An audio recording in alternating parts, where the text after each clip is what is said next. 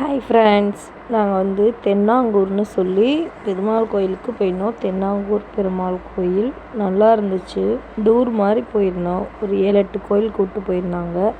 இதோடைய கோபுர அமைப்பு எல்லாமே நல்லா வெளிநாட்டில் இருக்கிறது மாதிரியே கட்டியிருக்காங்க. நிறையா வெளியூர்லலாம் இருக்கும் போல். நம்ம தமிழ் ஊரில் இல்லை இந்த மாதிரி கோபுரங்கள்லாம் இந்த இதில் இருக்குது. இந்த மாவட்டம் சென்னையை தாண்டி இருந்திருக்கு.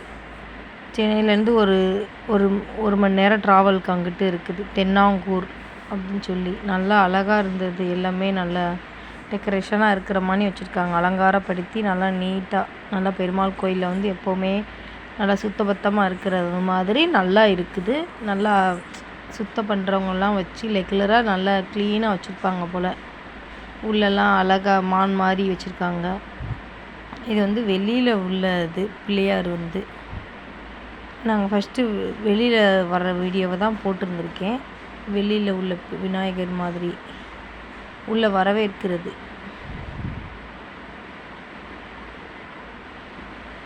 எல்லாமே டெக்கரேஷனாக வாசல்லேருந்து அழகாக. இதான் நுழைவாயில் ஃபஸ்ட்டு. இங்கிட்ட சும்மா பஸ்ஸு அந்த மாதிரி நிப்பாட்டுற இடத்துலலாம் இந்த மாதிரி வசதி. இல்லை சர்க்கஸ் எல்லாம் வச்சுருக்காங்க. ஊஞ்சல் அந்த மாதிரி எல்லாமே வச்சுருக்காங்க. கோபுரத்தை பாருங்கள். பெருமாள் கோயிலில் கோபுரம் வித்தியாசமாக இருக்குது. நம்ம தமிழ் ஊரில் இந்த மாதிரி இருக்காது. சாமி கும்பிட்டுட்டு எல்லோரும் வெளியே வராங்க. சட்டை இல்லாமல் தான் சாமி கும்பிடணுமா இந்த பெருமாள் கோயிலுக்குள்ளே போனால்.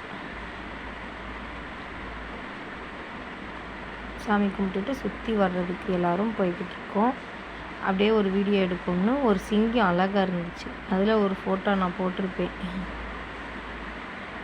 சிங்கம் பெருமாள் மனசுல இருக்கிற சாமி சொல்லிட்டாரு. பாரமா இருக்கு மனசு. இந்த பாரங்களுக்கு தேவையில்லாத கிளேஷம். பிரணத கிளேச நாசாய கோவிந்தாய நமோ.